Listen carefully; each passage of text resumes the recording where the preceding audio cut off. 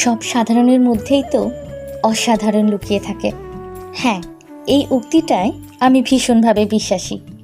আমি একেবারেই পেশাগতভাবে লেখিকা কিংবা ফটোগ্রাফার কোনোটাই নই। এগুলো আমার শখ, প্যাশন।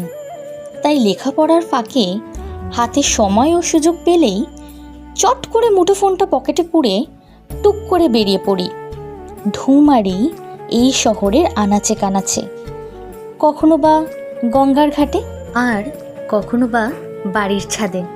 সূর্যাস্ত দেখতে আমার বড্ড ভালো লাগে।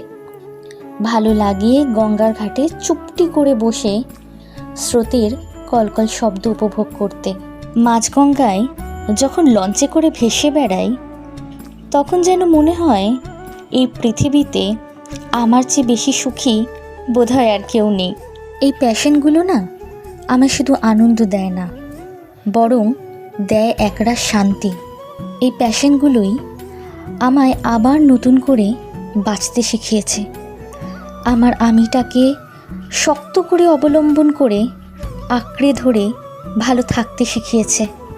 তাই লেখাপড়ার যতই চাপ থাকুক না কেন, পছন্দের কাজগুলোর জন্য সময় ঠিক বেরিয়ে যায়। ভালো লাগাগুলো বোধহয় এইরকমই হয়, তাই না?